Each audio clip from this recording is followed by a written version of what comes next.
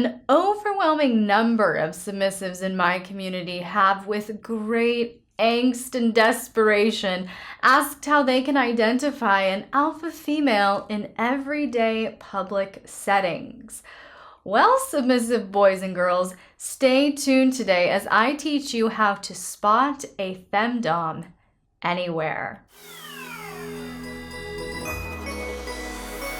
Now, what I'll be doing today is giving you a basic lesson in body language and microexpressions.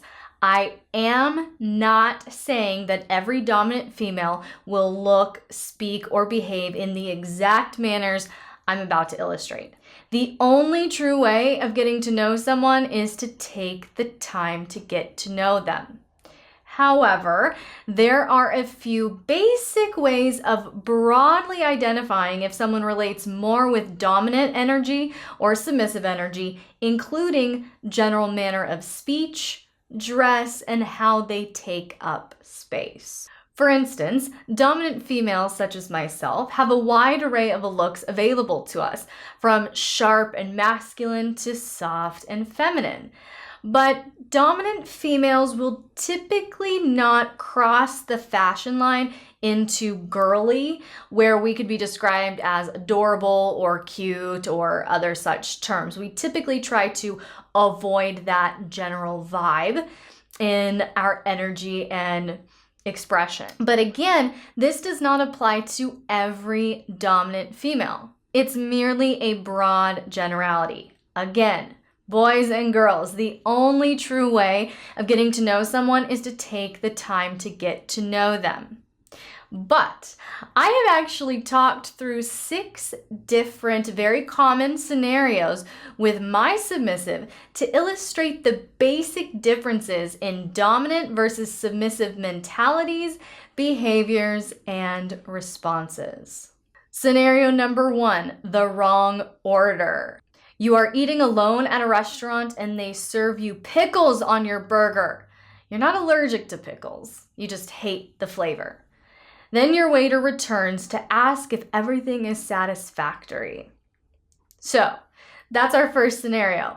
Me, as a dominant female, if the waiter came back to my table and asked if everything was satisfactory, I would be assertive and confront the error. And I would say something like, unfortunately, no, I asked for this without pickles. And I would probably slide it across the table like, come on. Get with it. Not even trying to be rude, but I would be assertive and confront the error. I'm paying for this meal and I should get it as I ordered. There's nothing wrong with that. But it is more of a dominant mentality. Whereas when I asked my submissive how she would handle that, she said that she would shyly complain and apologize profusely.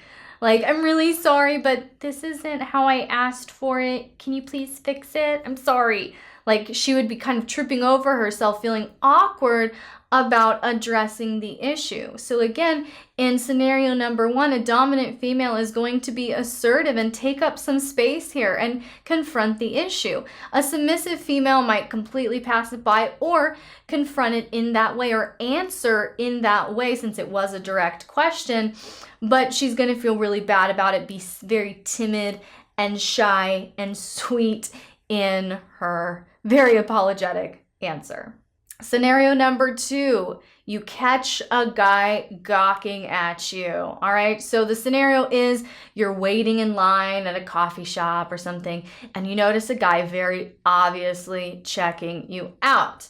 Now, again, I've ran into this scenario before, and my usual response is to just maintain eye contact. The thing is with me, I also wear sunglasses a lot, even inside, like when I'm running my errands. It's very much a way for me to communicate with other people that, hey, I respect your space, please respect my space. I'm just here to get my things done and move on.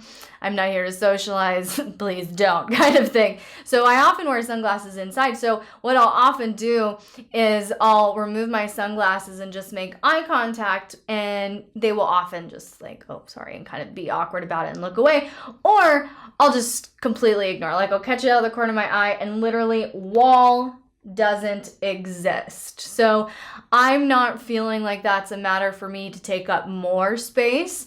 That's just a kind of an annoyance, and that's how I typically handle it. So then I asked my submissive, how would you respond to a situation like this? And her response was strikingly different than mine. She said she would look away completely and wait for him to leave and kind of like check over her shoulder if he left. Or if she's with friends, if she's with people, kind of snug up closer to her group a little bit. And that's a point she made in a lot of these that might be a very quick way to gauge the general type of woman that you're dealing with. Could be to observe, is she confident and grounded when she's out in public by herself? Or is there some like awkwardness and shyness and things like that? Or does she also cling to her group? That's one of the points that my submissive made, is that when she goes out in public, she rarely will go by herself. She likes to go out in public with people. I am actually the opposite. When I go out to do things, it's either with my partner, and it's like date and fun things, right? Or it's usually errands or shopping, and I like to do that by myself. Scenario number 3, the guy who won't stop staring. All right, so you're walking into a crowded room and you notice a guy near your destination, obviously staring at you. Even after you make contact, he doesn't look away. Like one of those kind of things, okay? And I actually recently ran into this scenario. It was at this like golf place that I was at with my partner. He loves to golf. And so we were going through these like double doors with all these rows where you can go and play golf. And there was a guy like right in the doorway, and he just locked onto me. And I caught him and I looked at his eyes and I did my typical, hold his gaze kind of thing. And he just kept it. And so in this case, what do you do when they're like, I'm holding my ground here? What I did in this scenario is I held his gaze, gave him a little smirk like, okay, I see you, beta, and just walked straight toward him. And then at the very last minute, I veered, like, bye. But I was like, okay, you want to encroach energetically on my space? I will physically encroach in your space, right? And so it's a very much, like I was saying before, a dominant female will not typically, these are generalities, typically will not be timid or shy or afraid to assert herself, not be aggressive or rude or demeaning, but take up space and assert herself. Whereas I asked my submissive this, and she said in this situation, she would freeze and look terrified. So we just like, okay. So again, we're not wanting to take up space, encroach on space. We're feeling like our space is being violated, but we don't feel powerful as a submissive enough to kind of assert ourselves. Very big contrast there. Scenario number 4, the male roadblock. Okay. I have encountered this so often where you're like in a grocery store and the same guy often is like either blocking your way or encroaching on your personal space as he reaches for items, creepy little things like that, right? And I run into this a lot. And what I usually do is I just stand my ground. Like, I'm not gonna be the one to have to veer around you all the time. Like, there's room for us to both veer. Let's both veer. Let's both be respectful human beings.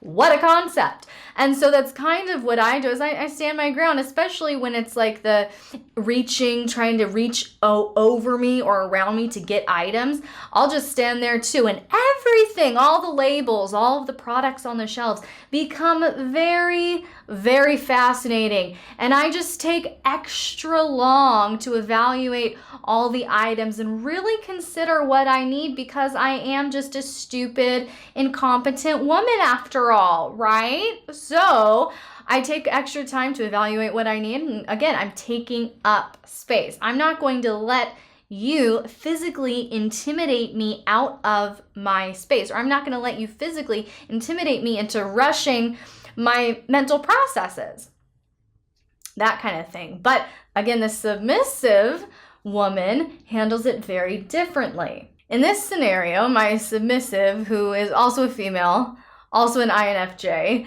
said that she would feel sassy and flustered if that happened, the male roadblock at the store kind of thing, but would move out of the way, oh, excuse me, or take steps back, whatever. So again, we're taking up space or we're intimidated to take up space. And that expression looks very, very different.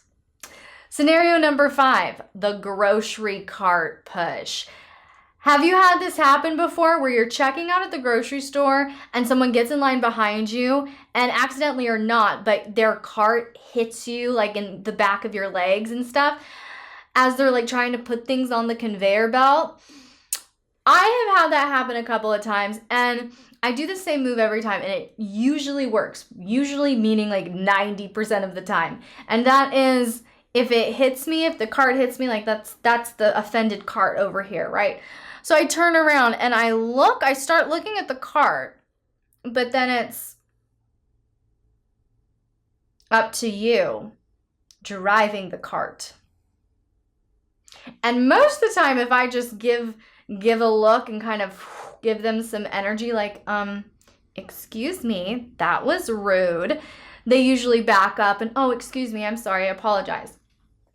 If that doesn't work, what I will do is they usually have like the last minute items, right, in the checkout aisles. And so like, oh, look, a piece of gum. And so I will physically walk where they have to push their cart back so I can grab the item that I need. Okay, again, are we seeing a pattern here? Taking up space, asserting yourself, setting boundaries, not just conversationally, but especially because you're watching body language from afar oftentimes. You're watching manner of dress from afar, how they communicate, their tone of voice, micro expressions, things like that. And so if you're finding this where she's not afraid to take up some space and assert herself and confront issues, she will likely, not always, likely be leaning more to the dominant personality. So when I asked my submissive, what would you do in this situation? She started out like me, where she would turn around and look at the cart in offense, but it was, I look at the cart in offense, like the cart is the only thing here, and that person doesn't exist. It just doesn't even exist in them. Bad cart. And so we'd be fussy and flustered, but completely avoid eye contact with the person actually driving the cart. She would just hope that they would get the hint and move by her just looking at their cart, right? So again, taking up space or not taking up space. And our final scenario here, you are alone at a coffee shop or a bar or a restaurant, whatever. You're just having a drink, enjoying yourself. You're at your own table. And I kind of just left this one open-ended. In this setting, what would you be doing? How would you be engaging with people? Would you be engaging with people? So you're alone at a bar, at a club, at a restaurant, coffee shop, whatever. What are you doing? How are you engaging in a public setting? So for me, if I'm out and about, it will probably be some sort of beautiful, luscious lounge or something, hopefully some jazz going on in the background. So I probably have a gorgeous glass of wine, perhaps a whiskey mule, Nostra, proper glass, but I would be sitting very open. I would be kind of leaning back, shoulders back, arm usually on my chair, loose wrist, just kind of observing, enjoying, watching the room kind of thing. It's very loose, it's very open. I asked my submissive the same scenario. What would you do in this scenario? Her answer was very different. She said that she would order something sweet if she was allowed. Literally, that's what she said. I love that. So she'd order something sweet if she was allowed. And she said that she would often cross her ankles or try to make herself small in some way. So we're thinking rounded shoulders, things like that, and trying to occupy herself either, again, with a group of friends, because she said oftentimes she does not want to go out by herself. She likes the safety and the security of her group.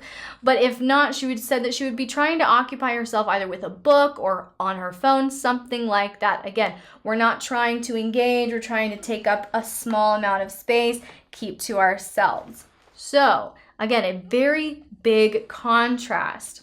But again, these are just basic differences that I'm illustrating for you today. The important takeaway is the value of getting to know each person as a unique and valuable individual.